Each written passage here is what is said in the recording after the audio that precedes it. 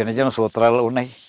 ఇవి మేము ఏం చేసామంటే వీటి మీద పుస్తకాల కింద వేస్తూనండి ఇలా మన ఈ దేశంలో పుట్టినటువంటి గణిత శాస్త్రవేత్తలు ఎంతమంది అని చూస్తే నాకు 5,000 సంవత్సరాల చరిత్రలో ఒక 100 మంది ఐన్స్టీన్ లాంటి వాడి పేర్లు దొరికాయండి. ఇవి వాల్యూమ్ 1, ఇది వాల్యూమ్ 2. ఇది టీటీడీ పట్టుకుని చూపిస్తాను. ఇది వాల్యూమ్ 1, 2000 పేజీలు. ఇది ట్రాన్స్లేషన్ అండి. ఇది అనువాదం నేను చేశాను.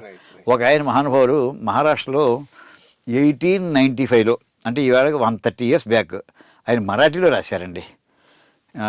History of Indian astronomy. Astronomy అంటే మ్యాథమెటికల్ క్యాలిక్యులేషన్సే ఏమండి. ఇది చేసి దానికి ఇది మాకు అది ఆయన మరాఠీలో రాశారు. ఆయన మరాఠీలో రాస్తే మిగతా దేశంలో ఎవరికీ అర్థం అవుతుంది, వాళ్ళ ప్రాంతం వాళ్ళకి. తర్వాత 1960లో ఒక ఆయన ఇంకో మరాఠీ ఆయన డైరెక్టర్ జనరల్ ఆఫ్ మీటీరియాలజీ కలకటాలో ఉండేవారు. ఆయన మరాఠీ వస్తుంది, ఇంగ్లీష్ కూడా వస్తుంది. దాన్ని మరాఠీలో ఇంగ్లీష్లో ట్రాన్స్లేట్ చేశారండి ఆ ఒరిజినల్ పుస్తకాన్ని. దాన్ని నేను టీటీడీ వాళ్ళ యొక్క సపోర్ట్ తోటి వాళ్ళు ఫైనాన్షియల్గా సపోర్ట్ ఇచ్చారండి. ఇదే నా అక్కడ వల్ల కాదు, ఒకరోజు ఇది 6 సంవత్సరాలు పట్టిందండి మొత్తం హిస్టరీ అంతా రాయడానికి. ఇది రాసిన తర్వాత ఈ హిస్టరీ అంటే ఎవరెవరు చేశారు, వాళ్ళు ఏ పీరియడ్లో ఉన్నారు, ఎక్కడ బతికారు, ఇందులో భాస్కరాచార్య, అంత బ్రహ్మగుప్త, వరాహమి, అందరి చరిత్రలు ఇందులో దొరికాయండి. దొరికినంత వరకు అందులో వచ్చింది. ఇది ముందర మేము ఏం చేసామంటే దీని మీద భాస్కరాచార్య రాసినట్టు ఇప్పుడు దాన్ని తెలుగులోకి ఇప్పుడు చాలామంది వ్యాఖ్యానాలు రాశారు. అయితే మన స్టైల్లో మనం రాద్దాం. ఇంగ్లీష్ వర్డ్స్ చెప్తే తప్ప వీళ్ళకి ఫీల్ రావట్లేదు. నేను పూర్తి తెలుగులో రాశాను అనుకోండి, ఎవరు ముట్టుకోరు. ఇంగ్లీష్లో మాట్లాడుకుంటున్నాం మనం. అంచేత తెలుగు పుస్తకంలో ఇంగ్లీష్ వర్డ్స్ వాడుతూ అక్కడక్కడ దానికి పార్ట్ ఇది ఇప్పుడు 3 పార్ట్ల కింద రాశానండి. ఇది పార్ట్ 1, ఇది పార్ట్ 2 ఏమో, ఇది పార్ట్ 1, ఇది అయిన తర్వాత పార్ట్ 2,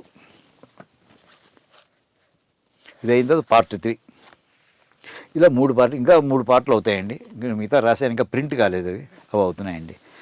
ఇదే సమయంలో ఏం చేసామంటే అసలు వేదిక్ మ్యాథమెటిక్స్ని ఇందాక ఏదైతే సూత్ర ఏకాధికార పూర్వం అని చెప్పామో అలాంటి దాంట్లో దానికి మూల ఎవరంటే మనకి పూరి శంకరాచార్యుల వారిగా ఉండేవారండి.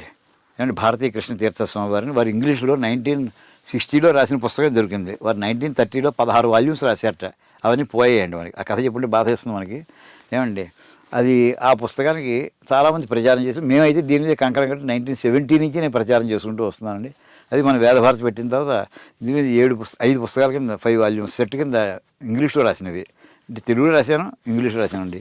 తెలుగులో రాసింది అయితే అదే టెక్నిక్స్ మొత్తం అంతా కలిపి వేదగణితం, లీలావతి గణితం, అంటే కొన్ని ఇంపార్టెంట్ ప్రిన్సిపల్స్ ఆఫ్ లీలావతి గణితం కూడా ఇందులో పెట్టాను. పావులూరి గణితం ఒకటి పెట్టానండి. మనకి పావులూరి మల్లన్న అని ఒక గ్రేట్ మ్యాథమెటిషియన్ రాజమండ్రి కాకినాడ మధ్యలో పిఠాపురం దగ్గర ఉండేవారండి. ఏ టైం అంటే నన్నయ్య గారి కాలమే, అంటే రాజరాజ నరేంద్రుడు వాళ్ళకి ఒక అగ్రహారం కూడా ఇచ్చారట. ఆయన చేసింది ఏంటంటే, అంటే నన్నయ్య గారు మహాభారతం రాస్తుండగా ఇంకో 10-15 సంవత్సరాలు ఈయన గణితం రాశారండి. మహావీర ఆచార్య అని కర్ణాటకలో ఒక ఆయన రాసిన పుస్తకాలు అనువాదం అని అంటారు. అద్భుతం. ఆయన ఏంటంటే పద్యాలలో రాసేసారండి మొత్తం గణితం అంతా కూడా. అందులో కొన్ని సూత్రాలు తీసుకుని ఇందులో మనం పెట్టుకుంటూ ఈ రకంగా వేదగణితాన్ని సూత్రప్రాయంగా జనానికి అందిద్దాం. ఇంట్రెస్ట్ ఉన్నట్టు ఇంకా డీప్గా ఎంత దూరం వెళ్ళొచ్చు, కనీసాలు ఇంట్రడక్షన్ వరకు అయిపోవాలి.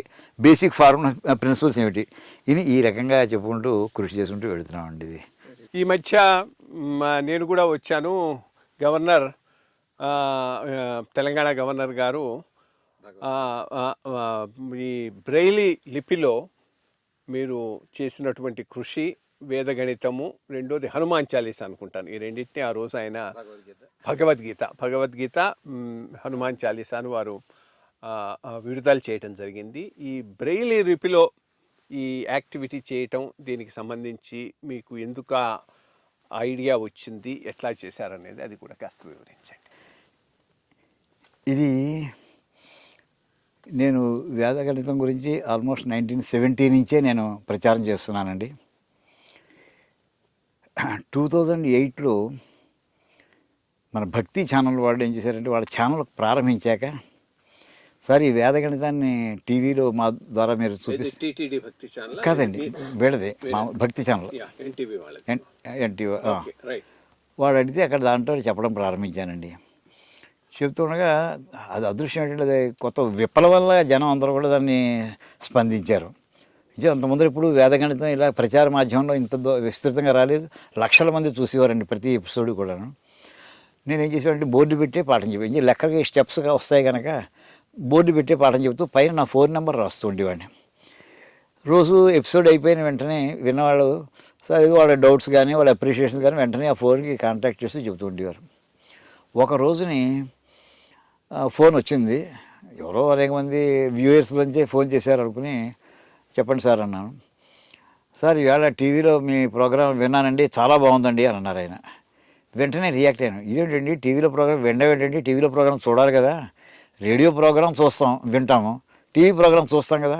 సారీ సార్ నాకు కళ్ళు కనిపించండి అన్నారు ఆయన. సారీ సార్ క్షమించండి, నేను ఊహించలేదు, మామూలుగా జనరల్గా పబ్లిక్లో మాట్లాడారని అనుకున్నాను తప్ప మీరు ఇలా స్పెషల్ అని అనుకోలేదు, క్షమించండి ఏమనుకోద్దని 2-3 సార్లు అన్నాను. ఏం పర్లేదు సార్ ఆయన అన్నారు. తర్వాత ఆయన అప్పుడు అడిగాను అనమాట, మీకేంటి ఎందుకు నాకు మీరు ఫోన్ చేశారు అని.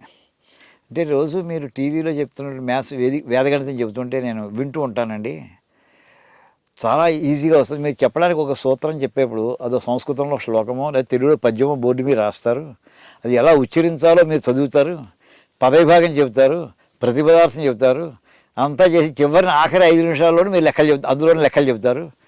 ఈ రకంగా చెప్పండి, నేను తెలుగు మాస్టర్, మీరు ఏం చేస్తుంటాను, తెలుగు పండిట్గా పనిచేస్తానండి. ఎక్కడన్నాను, నంద్యాల దగ్గర అన్నారు, డోన్లో. మీరు చెబుతుంటే నాకు తెలుగు పద్యం చెబుతున్నట్టే కనిపిస్తుంది.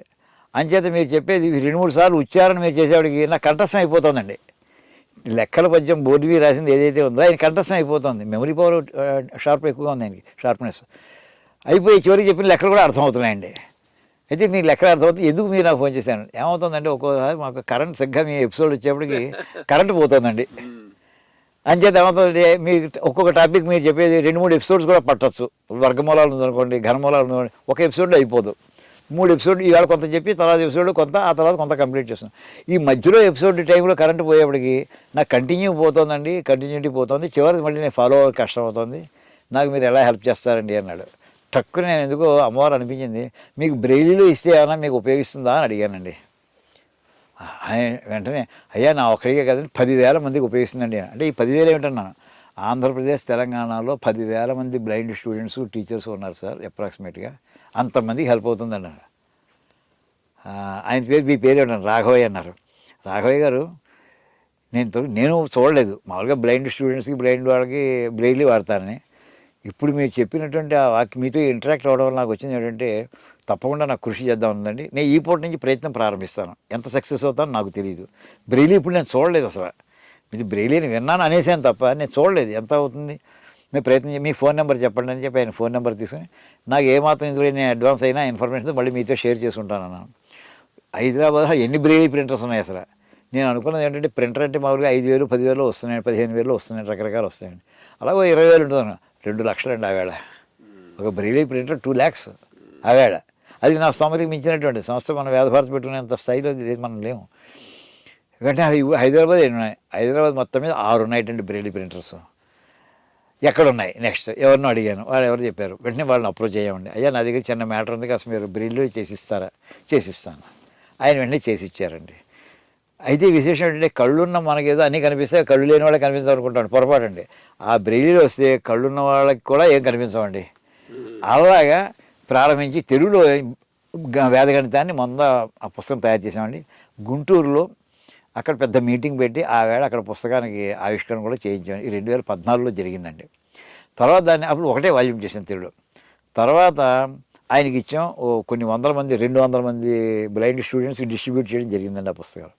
ఇంకా సరిపోదు, 10,000 మందికి మనం చేరాలి కదా. ఎక్కువ మంది వాళ్ళు ఇంగ్లీష్ మీడియంలో ఉన్నారని చెప్పి ఇంగ్లీష్ మీడియంలో మళ్ళీ దీన్ని చేస్తూ ఎగ్జాంపుల్స్ ఎక్కువ పెట్టాడు. 5 వాల్యూమ్స్ అయిందండి. అది ఇలా ఉంటాయి సార్, ఇది కొన్ని వాల్యూమ్సే నేను చూపిస్తున్నాను. ఇది 2వ వాల్యూమ్. ఇది చూడండి, ఈ పైన heading Vedic mathematics in Braille script. ఏమండి కింద ఫోటో కూడా అలాంటి చోట మన నెట్లోంచి తీసుకుని వేసామండి. ఇలా మొత్తం ఇది బ్యాక్ టు బ్యాక్ కూడా ప్రింటింగ్ ఉంటుందండి దీనికి. అంటే పేజీ ఫ్రంట్ సైడే కాదు, ఆ పేజీకి బ్యాక్ సైడ్ కూడా ప్రింట్ వస్తుంది. ఇందులో మనకి లోగో కింద ఏం చేసామంటే అసలు కన్ను అంటే ఏమిటి, దీనికి మనుస్మృతిలో మనకి ఒక బ్రహ్మాండమైన కొటేషన్ జరిగింది. కన్ను అంటే ఈ కన్ను కాదయ్యా, వేదమే కన్ను, వేదశ్చక్షు సనాతనం. అంటే జీవితంలో నువ్వు ఎలా జీవించాలో నేర్పేది నీ జ్ఞానం వస్తేనే కదా, ఆ జ్ఞానాన్ని ప్రసాదించేది వేదం అయ్యా అని, వేదమే సరి అయిన కన్ను అంటే అంటూ ఆ కొటేషన్ కింద వేసి మన వేదభారతి లోగో పెట్టి వేదశ్చక్షు సనాతనం, వేద చక్షు సనాతనం అంటే సనాతనం చక్షు వేద, సనాతనమైనటువంటి కన్ను, ఎటర్నల్ ఐ, వేద ఈజ్ ది ఎటర్నల్ ఐ అనే కొటేషన్ తీసుకుని చాలా బ్యూటిఫుల్గా అనిపించింది, అది పెట్టామండి. అలాగా 5 వాల్యూమ్స్ కింద చేసామండి. ఇది ఇది 5వ వాల్యూమ్, ఇది 5వ వాల్యూమ్. ఇది ఏమండి ఇది కొన్ని వందల మంది విద్యార్థులు పంచిపెట్టామండి. చేసిన తర్వాత జీవితంలో బ్లైండ్ స్టూడెంట్స్కి ఎప్పుడు కూడా, స్టూడెంట్స్ అని మనం విజన్ ఛాలెంజ్లే అని అంటామండి, మనలో మనం అనుకోవడానికి బ్లైండ్ అని అంటాం, కానీ విజన్ ఛాలెంజ్డ్ వీళ్ళకి ఒక ఇన్ఫీరియారిటీ కాంప్లెక్స్ సహజంగా వస్తుందండి. ఇంకైతే ఒక్కళ్ళు రోడ్డు మీదకి వెళ్ళలేరు, అక్కడ గొయ్యి ఉందో తెలియదు, గోడ ఉందో తెలియదు, ఎదురుకుండా ట్యాక్సీలు వస్తున్నాయో తెలియదు, ఏముందో కనిపించదు, ఎవరో పక్కన ఎస్కార్ట్ ఉండాల్సి వస్తుంది. అంటే వాళ్ళు జాగ్రత్తగా లిమిటెడ్గానే బయటకు పెడతారు, అంటే ఎవరు లేకుండా అయితే అసలు వెళ్ళరు సామాన్యంగా.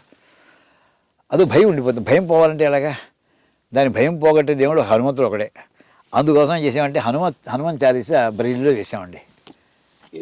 ఇది మొన్న ఆవిష్కరణ జరిగినటువంటిది,